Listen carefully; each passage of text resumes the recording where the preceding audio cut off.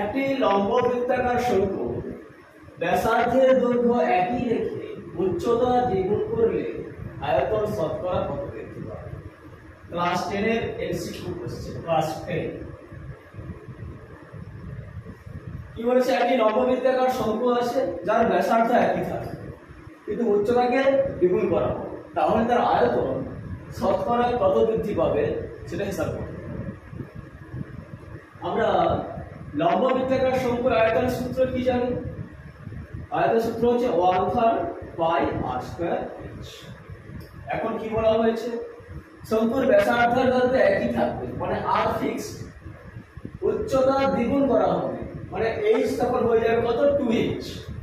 তাহলে উচ্চতা দ্বিগুণ করে দিলে তার আয়তন কত হবে? পাই r স্কয়ার ইনটু 2h।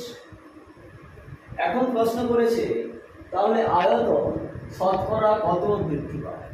তাহলে এক্ষেত্রে আমরা দেখো আয়তনের বৃদ্ধি কত হয়েছে। আয়তনের বৃদ্ধি যেটা হয়েছে তাকে 100% দিয়ে গুণ করলে আমরা শতকরা বৃদ্ধি পেয়ে যাব। তাহলে আয়তনের বৃদ্ধি কত? আয়তনের বৃদ্ধি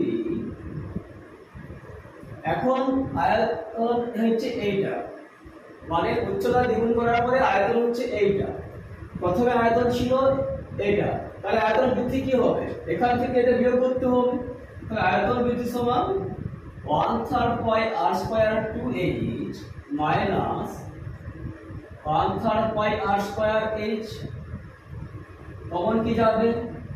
1/3 pi r square h 2 minus 1 সমান 1/3 পাই r স্কয়ার h। এটা কি হলো? আয়তনের বৃদ্ধি হলো। তাহলে আয়তনের শতকরা বৃদ্ধি কত হবে? তাহলে শতকরা বৃদ্ধি সমান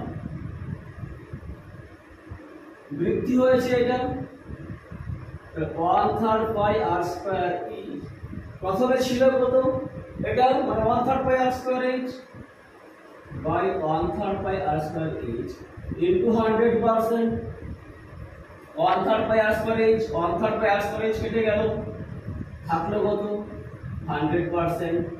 আমাদের প্রশ্ন কি করেছিল? আয়তনের শতকরা বৃদ্ধি কত? আয়তনের শতকরা বৃদ্ধি কত হলো? 100%।